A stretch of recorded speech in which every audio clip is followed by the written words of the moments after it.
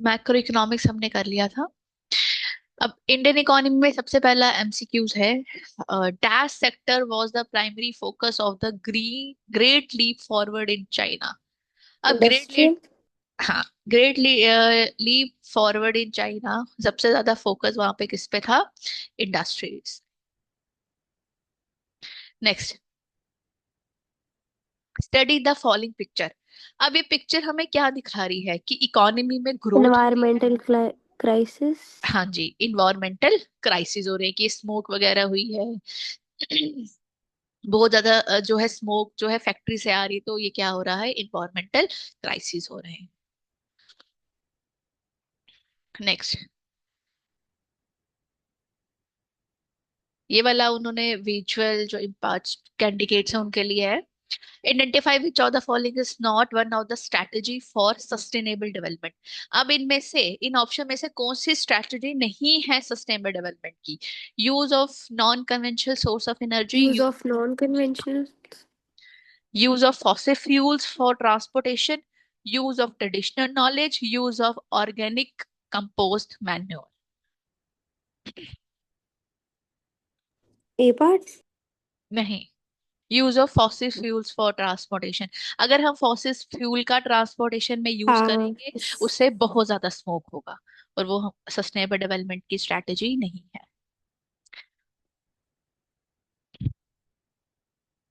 Next, statement based question है। Next बोल रहा है, read the following statement carefully. Statement first, hired workers may be regular salaried workers और casual workers. Regular salaried employment is the major source of employment in rural India. अब rural, statement one is true, statement two is false. Statement one जो है ठीक है, statement to false है, क्योंकि rural areas में जो है casual work, casual workers. Casual work होता है या सेल्फ एम्प्लॉयमेंट होती है, तो इसलिए वहां पर रेगुलर सैलरीड एम्प्लॉयमेंट जो है वो मेजर सोर्स नहीं है एम्प्लॉयमेंट का रूरल एरियाज में। क्वेश्चन नंबर 21, जिसमें हमें कॉलम वन कॉलम टू के साथ मैच करना है। Subsidies maximum quantity of goods that can be imported, land ceiling element of IPR 1956, small scale industries, land to the tiller, modernisation as a goal of 5 year plan, change in social outlook. Fourth part, D part. हाँ, इसका answer है D part. Modernisation as a goal of 5 year plans. क्यों था वो गोल? क्योंकि हम social outlook को change करना चाहते थे। Maximum quality of goods that can be imported, ये कोटा का, ये कोटा के अंडर आता है। और जो element, sorry, land to the tiller जो है आपका, वो एग्रीगेरियन रिफॉर्म है। तो ये आपस में मैच ही नहीं करते। Next, in a short term unemployment occurring and as people transit between jobs, on the basis of given definition identify the type of unemployment indicated। अब short term अनएम्प्लॉयमेंट अक्रिंग हो रही है जिसमें लोग क्या करते हैं? अपनी जॉब को ट्रांजिट करते हैं। अब इसमें से कौन सी है? Disguise unemployment, seasonal unemployment, open unemployment या फ्रिक्शनल अनएम्प्लॉयमेंट? सीजनल। नहीं, सीजनल अनएम्प्लॉयमेंट तो उसमें होती ट्रांजिट है। मतलब कि चेंज करते हैं। हाँ, जॉब्स को चेंज करते हैं, स्विच करते हैं, ट्रांजिट बिटवीन जॉब्स। जैसे एक जॉब को छोड़ा, अब दूसरी जॉब को लेने के लिए उनको शॉर्ट टाइम अनएम्प्लॉयमेंट हो जाती है ना, तो दैट इज फ्रिक्शनल फ्रिक्शन। हाँ, unemployment. That is frictional unemployment, जिसमें आप जब जॉब को स्विच करते हो तो एकदम से तो आपकी जॉब नहीं लग जाती, लेकिन कुछ टाइम के लिए आप क्या रहते हो? अनएम्प्लॉयड रहते हो, that is frictional unemployment. Seasonal unemployment आपकी कहाँ होती है? सीजन के हिसाब से। सीजन के हिसाब से, फॉर एग्जांपल एग्रीकल्चर में कभी दे आर फार्मर्स, तो और फिर डिसगाइज अनएम्प्लॉयमेंट कहाँ होती है? जब more than people are working in the same field, when number of, मतलब ज्यादा नंबर के लोग काम कर रहे होते हैं एक फील्ड पे। और ओपन अनएम्प्लॉयमेंट? ओपन जो इकोनॉमी में, मतलब कैसे एक्सप्लेन करेंगे कि नॉर्मल अनएम्प्लॉयमेंट जो होती है। That is open unemployment, simple. Next,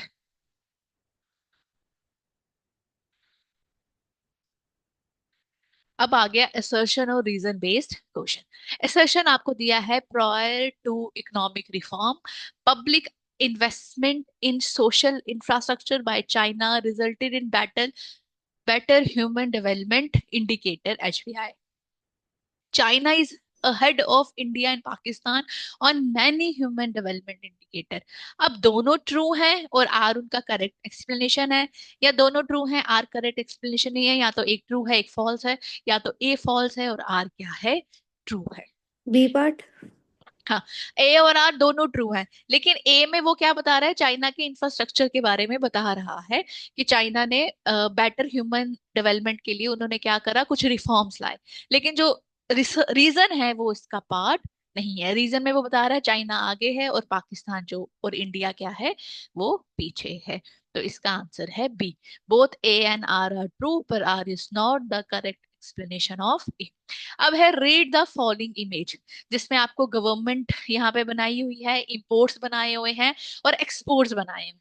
अब ये कह रहे हैं इसको अच्छे से आप देखो, identify the trade practice that has successfully replace foreign goods with domestic production. अब इस इमेज के हिसाब से या ये एक्सपोर्ट प्रमोशंस है, या ये एक्सपोर्ट सब्स्टिट्यूशन है, या इंपोर्ट प्रोलिफिकेशन है, या इंपोर्ट सब्स्टिट्यूशन है। Import substitution. तो ये क्या है कि गवर्नमेंट क्या कर रही है, इंपोर्ट को खींच रही है, तो that is import substitution. Next, ये जो विजुअल इम्पार्ट्स कैंडिडेट्स हैं उनके लिए क्वेश्चन है। Dash refers to a trade policy aimed at reducing reliance on imported goods by encouraging domestic production. Export promotion, import substitution, export substitution, import proliferation. Import substitution. Import substitution. Import substitution इसलिए किया गया था ताकि हम imports को कम किया गया और डोमेस्टिक इंडस्ट्रीज को डेवलप किया गया। From the following terms, column one और कॉलम टू है human development indicator, rule of law, demographic indicator, constitutional protection, special economic zone, generation of additional economic activities, commune system, collective industrialisation. D part. Commune system, collective industrialisation. तो अगर जो या तो C part होगा। Special economic zone जो होता है उससे ट्रेड वगैरह में भी तो हेल्प मिलती है ना, तो जो इकोनॉमिक एक्टिविटीज हैं उसको एडिशनल जनरेशन नहीं होगी, जितनी भी इकोनॉमिक एक्टिविटीज हैं। C part, C part. इसका आंसर है C, special economic zone, that is generation of additional economic activities. Next आपका फिर असर्शन और रीजन है, human capital formation increases the rate of participation of population to economic activities that leads to economic growth. Reason है rate of participation of people refers to the percentage of people engaged in production process of a country. अब या तो दोनों true हैं, या are उसका explanation है, या दोनों ट्रू हैं आर नहीं है, एक ट्रू है और एक फॉल्स है। Both A and R true and R is the correct explanation of A. अब वो बोल रहा है सर्शन में human capital formation increases, human capital formation जो है वो rate of participation of population to economic activity उसको क्या करता है, इंक्रीज करता है, जिसकी वजह से क्या होती है, इकोनॉमिक ग्रोथ होती है। बट वो रीजन क्या दे रहा है, रीजन में वो रेट ऑफ पार्टिसिपेशन की डेफिनेशन बता रहा है। Rate of participation of people refer to the percentage of people engaged in production process of a country. तो दोनों ही ठीक है, ए भी ठीक है, रीजन भी ठीक है, नॉट द लेकिन करेक्ट हाँ, एक्सप्लेनेशन। बट रीजन जो है वो असर्शन की एक्सप्लेनेशन नहीं दे रहा है। Next, India is not a member of which of the following regional global economic groupings, BRICS, SAARC, G20, G7। BRICS.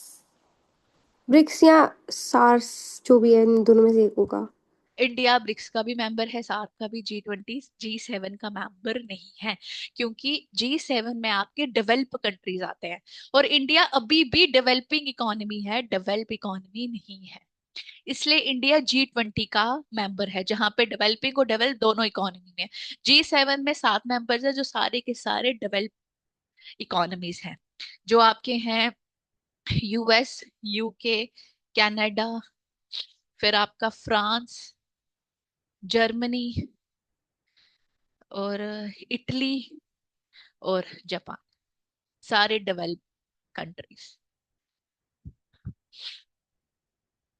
एक दो तीन, एक तीन चार पाँच छह सात, हाँ, India is not a part of G7। Clear. Yes ma'am. Next आपका है, अब एमसीक्यूज जो हैं वो आपके खत्म हो गए। और आई थिंक मैक्रो इकोनॉमिक्स से इंडियन इकोनॉमी के एमसीक्यू ज्यादा हैं। Yes ma'am. ज्यादा है कम है? ज्यादा है ना? ज्यादा है माइक्रो इकोनॉमिक्स। मैक्रो के से ज्यादा है। ज्यादा पूछते हैं इंडियन इकोनॉमी। पर पता नहीं क्यों इन्होंने पार्ट रखा है इसको 12th क्लास का। जब बच्चे पढ़ ही बैठते हैं 10th तक हिस्ट्री पूरी, फिर दोबारा पढ़ो।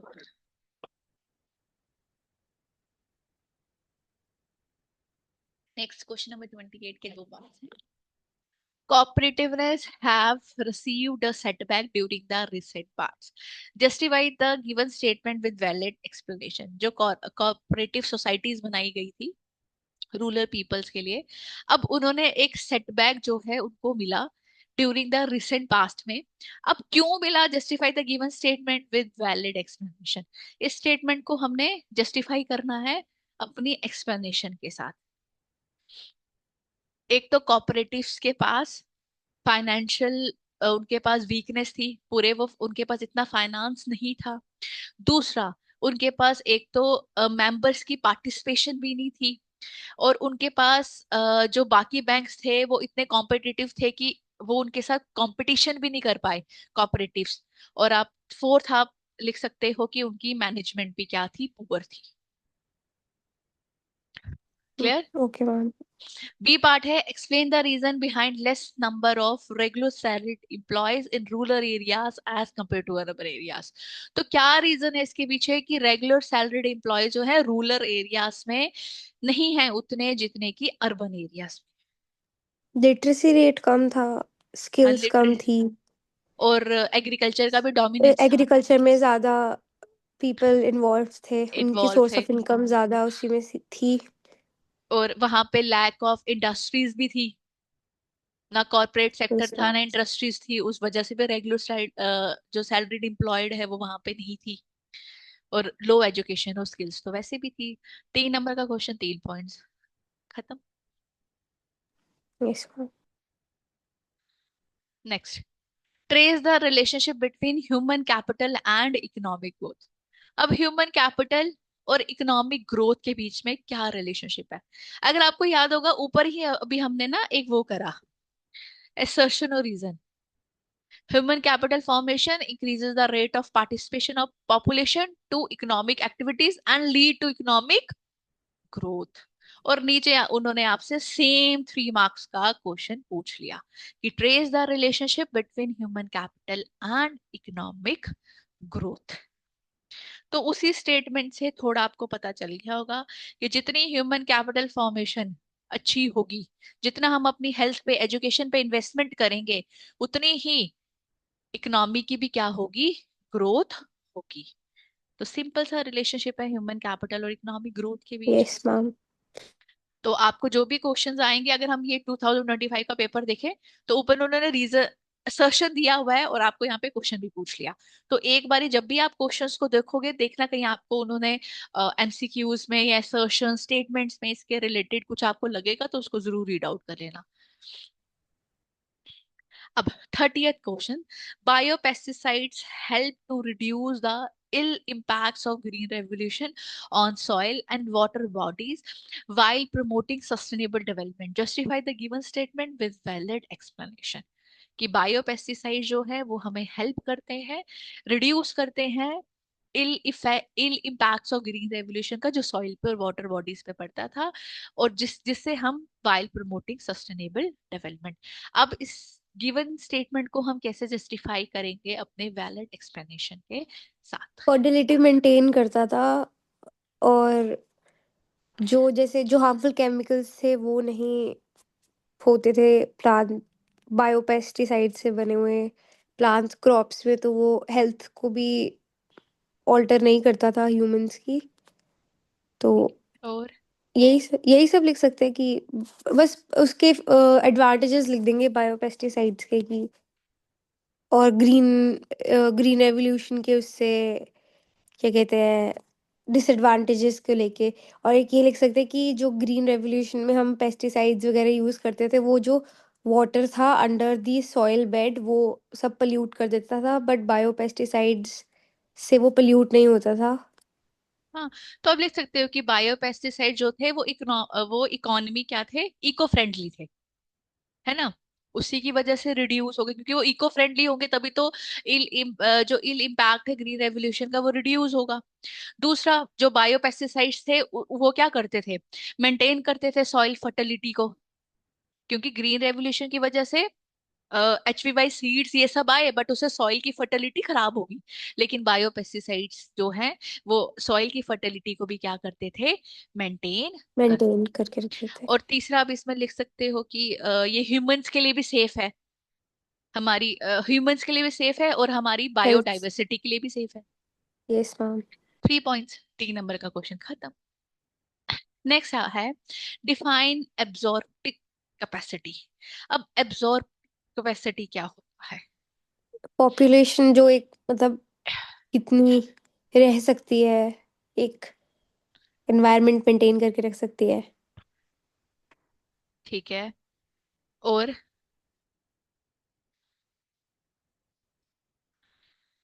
यही होगा। एब्जॉर्बिंग कैपेसिटी हो गया कि एक वो एबिलिटी इन्वायरमेंट की जिसमें वो डिग्रेडेशन को उतना ही एब्जॉर्ब कर सकती है, या पोल्यूशन को उतना ही एब्जॉर्ब कर सकती है जितना किसी भी इन्वायरमेंट को क्या नहीं होए, हार्म नहीं हो, without any any harm. That is absorbing capacity. Okay ma'am.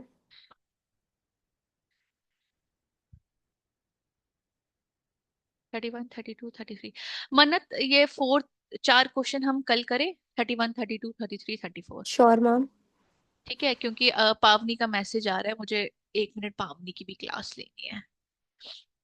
कोई बात नहीं मैम, कल ले लेंगे। ठीक है, 4 ही क्वेश्चन से तो हमारा खत्म हो जाएगा, फिर हम CBSE का सैम्पल पेपर स्टार्ट कर देंगे। Okay ma'am. Okay. Thank you ma'am. You welcome, मन्नत।